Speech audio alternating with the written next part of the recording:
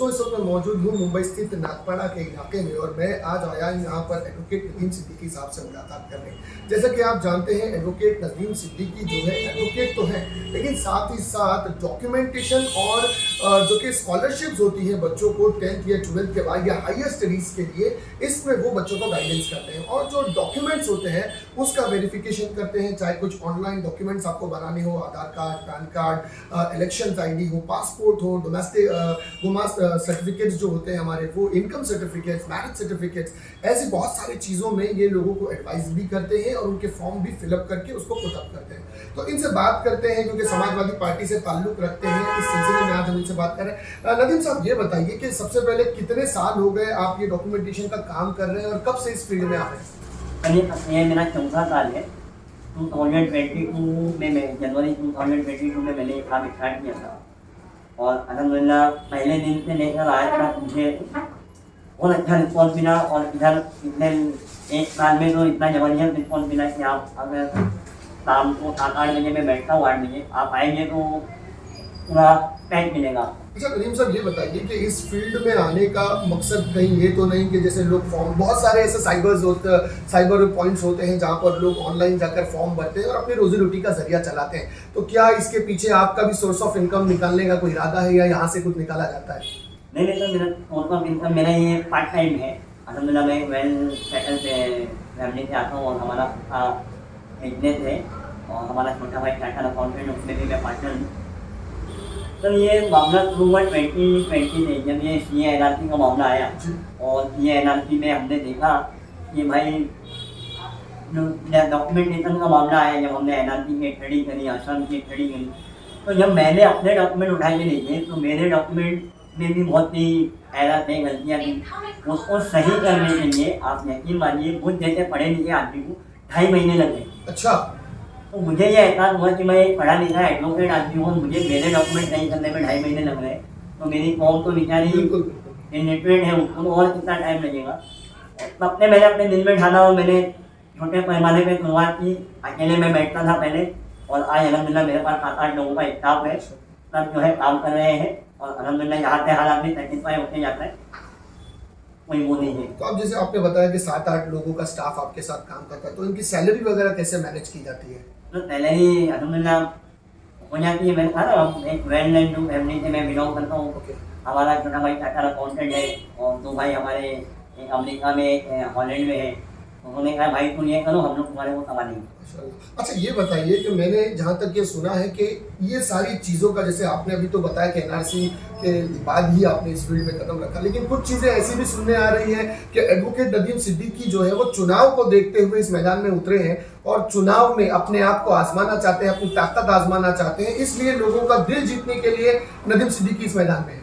नहीं तो मुझे चुनाव तो पहले लड़ना नहीं था, लेकिन अब लड़ना है, क्योंकि मैंने अभी कुछ दिन पहले, तकरीबन 8-9 महीना पहले, पूरे हमारे मदनपुरा इलाके का जिस वार्ड से मैं लड़ना चाहता हूँ वहाँ का एक सर्वे कराया, तो मुझे मालूम पड़ा कि 35,000 लोगों के पास बर्थ सर्टिफिकेट नहीं है। 35,000 लोगों के पास? और जो लोग बर्थ सर्टिफिकेट के लिए जाते हैं उनके साथ इतना कहते हैं ना रूडली बिहेवियर किया जाता है, इतना इस तरह से बिहेव किया। हमारी 15 माह महीने जाती है, उनका फॉर्म ऐसे भेज दिया जाता है, नहीं जाओ, नहीं होगा, जाओ भाग गया।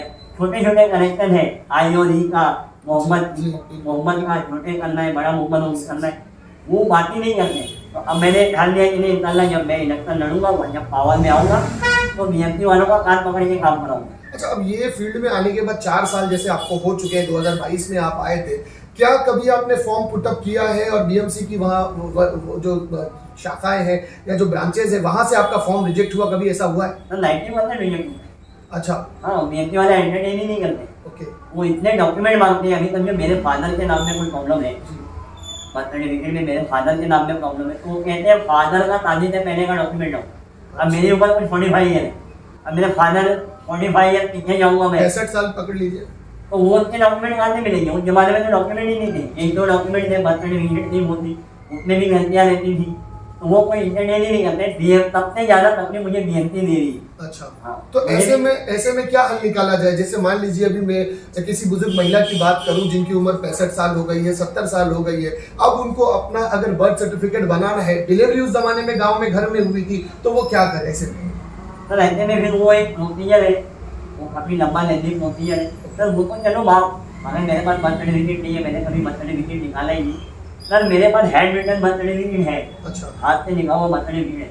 गवर्नमेंट ने कहा है उसको डिजिटल करो। अब मैं जब डिजिटल कराने जाता हूँ तो 2 महीना 4 महीना 6 महीने के बाद बीएमसी लिख के लेती है नो रिकॉर्ड फाउंड, कि हमारे पास रिकॉर्ड ही नहीं है, वो 2005 में बारिश नहीं है, हमारा रिकॉर्ड नहीं है, हमारे पास कोई रिकॉर्ड नहीं है, और ये जो सर्टिफिकेट है तुम्हारे हाथ में ये फेक है, इसको हम मानते नहीं है। अच्छा, तो अब ये लोग क्या करेंगे? जो आम जनता है, परेशान है अपने डॉक्यूमेंटेशन को लेके, वो क्या करें? ऐसे में क्या उनको गाइड करेंगे?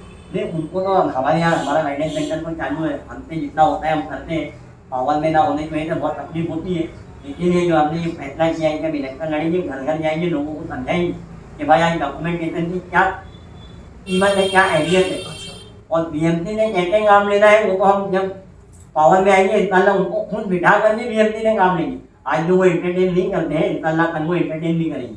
और अब यहाँ जो स्कॉलरशिप की बात आ रही है कि आप बच्चों को स्कॉलरशिप दिलाने का भी काम करते हैं, तो कैसे बच्चे, किस लेवल के बच्चे होते हैं, कितना परसेंटेज चाहिए कि जिनको स्कॉलरशिप में आप आगे भेजते हैं? नहीं सर, स्कॉलरशिप के लिए कोई परसेंटेज की क्राइटेरिया कुछ नहीं है, 50% आपका होना चाहिए, और पहली क्लास से लेकर के जी। अल्हम्दुलिल्लाह आप पीजी करें या कहीं तक भी जाए, सारे लोगों के लिए अलग अलग स्कीम है। गवर्नमेंट ऑफ महाराष्ट्र की एक बहुत बेहतरीन स्कीम है, जिसके तहत जो है लड़कियों की पढ़ाई, टोटल पढ़ाई जो है फ्री कर दी है गवर्नमेंट ऑफ महाराष्ट्र ने, और लड़कों की पढ़ाई आधी कर दी है। जो प्रोफेशनल कोर्सेज में जाते हैं, जैसे जो डॉक्टर बनना चाहता है, इंजीनियर बनना चाहता है, या और भी किसी फील्ड में जाना चाहता है, तो उनकी जो है पढ़ाई जो है लड़कियों की पूरी माफ कर दी है और लड़कों की 50% कर दी। उसके बाद माइनॉरिटी कोटा है, माइनॉरिटी कोटे में आपको जो है 50,000 तक की जो है पैसा आपको वापस मिल जाता है, फीस आपकी वापस मिल जाती है। फिर प्राइवेट सेक्टर की बहुत सारी स्कॉलरशिप है जो हम बच्चों को अवेल कराते हैं। अल्हम्दुलिल्लाह आज तक हमने जो है कमों में हज़ारों बच्चों को इसका फायदा दिया है, और आगे भी हमारा ये काम चालू है। अच्छा नदीम साहब, मैंने आपके एक ब्रोशर में ये देखा था कि आनंद दीघे, धर्मवीर आनंद दीघे की एक स्कीम बीएमसी ने लॉन्च की थी, वो स्कीम के बारे में जरा तफसील से बताएं इसमें। सर बीएमसी की और गवर्नमेंट ऑफ महाराष्ट्र की इतनी सारी स्कीम है ना, सिर्फ हम स्कीम पे काम करें तो अल्हम्दुलिल्लाह हमको किसी के आगे हाथ फैलाने की जरूरत नहीं पड़ेगी। सर आनंद दीघे है जो हैंडीकैप के लिए है, उसके बाद संजय गांधी योजना है जो विडोज के लिए है, सीनियर सिटीजन के लिए है, हैंडीकैप के लिए है, सिंगल पेरेंट के लिए है, और क्या कहते हैं जो गैर शादीशुदा औरतें हैं उनके लिए है। मतलब हर चीज़ को उन्होंने कवर किया है। 1500 से लेकर 2,500 रुपये तक का उनको पैसे मिलते हैं, लेकिन लोगों को खासतौर से हमारी कम्युनिटी को उसका पता ही नहीं है। बिल्कुल, तो ये आनंद दीघे की स्कीम क्या है, जरा तफसील पे बताएं। आनंद दीघे की स्कीम है ना, हैंडीकैप के लिए जो 40% से लेकर 100% हैंडीकैप है ना, ओके। उनको 2 हिस्सों में कवर किया है। इसमें ये भी नोट करें कि वो मेंटली हैंडीकैप होना चाहिए, फिजिकल हैंडीकैप होना ओके। चाहिए। कुछ उन्होंने 10-12 कैटेगरी दिया हुआ है, ओके, उसके अंदर आप अगर आते हैं ज़्यादातर तो मेंटल फिजिकल हैंडीकैप होते हैं तो उनको पहला प्रेफर किया जाता है, और उसमें जो है आपको 1,000 रुपये से लेकर 3,000 रुपये तक का मंथली आपको पैसे मिलते हैं और आपके अकाउंट में आते हैं। सबसे अच्छा तो गवर्नमेंट ने ये किया है, गवर्नमेंट ऑफ महाराष्ट्र में, कि आपकी जो भी पैसे रहेंगे वो डायरेक्ट आपके अकाउंट में आएंगे। तो ये एक बार किसी ने अप्लाई कर दिया तो जिंदगी भर पैसा आएगा? नहीं, उनको 4 साल तक पैसे आएंगे। ओके। अभी गवर्नमेंट ने टेम्पररी बेस पर रखा है इसको, लेकिन ये पूरी उम्मीद है कि इलेक्शन के बाद जो है हम लोग आवाज़ उठाएंगे इंशाल्लाह, और ये कंटिन्यू हो जाएगी। और इसी तरह जो संजय गांधी योजना है, ये लाइफ टाइम योजना है। अच्छा, एक बार आपका चालू हो गया तो इंशाल्लाह आपको लाइफ टाइम तक जो है ना 1500 से 2,500 रुपये तक मिलते रहेंगे। ओके। अब आने वाले चुनाव को देखते हुए एडवोकेट नदीम सिद्दीकी किस पक्ष के साथ लड़ेगा और किससे ऐसा लगता है कि टक्कर है इस वार्ड में? नहीं, अल्हम्दुलिल्लाह मैं समाजवादी पार्टी का वर्कर हूँ, तो मुझे उम्मीद है कि हमारी पार्टी मुझे आगे बढ़ाएगी, ओके। और हमारे कामों के आगे, मैं ये नहीं कहता मैं बहुत, हमारे काम के आगे अल्हम्दुलिल्लाह फिलहाल तो कोई भी नज़र नहीं आ रहा है। हम अपने कामों को आवाम के सामने ले जाएंगे, और आवाम ने देखा है मेरे कामों को। अभी आप यकीन मानिए 15 दिन पहले हमने 1 साल पहले जो है सिलाई मशीन योजना थी बीएमसी की, उसका फॉर्म भरा था। अभी 15 दिन पहले हमारे कई महीनों को, कई माओं को, कई बहनों को जो सिलाई मशीन मिली है बीएमसी ने बुला के दिया है। पहले ऐसा होता था, नेता वगैरह क्या करते थे, वो अपने जो वर्कर थे उनका फॉर्म भरते थे, उनको दिला देते। हमने जो है वो पब्लिक को दे दिया कि भाई हर पब्लिक के आम आदमी को मिले। तो हम जो है सारी स्कीम जो है ना पब्लिक को दिला रहे, इंशाल्लाह पब्लिक इसका ख्याल रखेगी और मुझे नहीं। चलिए मान लीजिए, फर्ज करते हैं कि आप जीत गए। जीत के आने के बाद एडवोकेट नदीम सिद्दीकी का पहला काम क्या होगा? वो अपने क्षेत्र में, अपने वार्ड में सबसे पहला काम क्या करेंगे और किस काम पर फोकस करेंगे? नहीं, जीत के आने के बाद सबसे पहला काम होगा मेरा 35,000 बर्थ सर्टिफिकेट। अच्छा, हर जिसके पास बर्थ सर्टिफिकेट नहीं है चाहे मुझे उसके लिए कोर्ट जाना पड़े, चाहे मुझे तहसीलदार ऑफिस में जाना पड़े, मैं उस 35,000 लोगों को बर्थ सर्टिफिकेट दिलाऊंगा। आने वाले आइंदा 5 सालों के हमारा टारगेट ही है 35,000 लोगों को बर्थ सर्टिफिकेट दिलाऊंगा। और एक बात मैं आपको बताऊं, ये मेरे लिए एक बोलते हैं अफसोस का मकाम है कि मेरी कम्युनिटी आज जो है अल्हम्दुलिल्लाह पढ़ने में रुझान ले रही है, पढ़ना चाह रही है, पढ़ के आगे बढ़ रही है। लेकिन आप यकीन मानिए पिछले 65 सालों से नागपाड़ा और मदनपुरा इलाका एक डेंसली पॉपुलेटेड इलाका है, छोटे छोटे घर है हमारे। 35,000 बच्चे, 35,000 के लमसम बच्चे पढ़ने वाले हैं पहली जमात से लेकर और पीजी करने तक। उसमें 20,000 लड़कियां हैं और उन बच्चियों को पढ़ने के लिए हमारे पास एक लाइब्रेरी भी है। ये मेरे लिए दूसरे इसका माने ना माने, मुझे ऐसा लगता है कि ये मेरे लिए कलम का मुकाम है, अफसोस का मुकाम है कि हमारे यहाँ पे होटलें खुल रही है, बड़े बड़े वो खुल रहे हैं, लेकिन कोई भी लाइब्रेरी के बारे में सोचता नहीं है। लोगों को गार्डन खोलने की बहुत चिंता होती है, लेकिन किसी को भी एक लाइब्रेरी डालने की चिंता नहीं होती। बिल्कुल नाज़रीन, देखिए जिस तरह से एडवोकेट नदीम सिद्दीकी साहब ने बताया कि इनका पहला फोकस यही है कि जो 35,000 कम्युनिटी के जो लोग हैं, मुस्लिम समाज से जो लोग ताल्लुक़ रखते हैं, उनके बर्थ सर्टिफिकेट बना जाए। वाकई में ये अपने आप में एक बहुत बड़ा सवालिया निशान है, क्योंकि जिस तबके से, जिस कौम से मुसलमान आते हैं, पहले तो ये था कि लोग एजुकेशन पे जोर नहीं देते थे, लेकिन अचानक से पता नहीं इस कौम के अंदर एक जागरूकता आई है, लोगों की सोच बदली है कि अपने बच्चों को पढ़ाएं।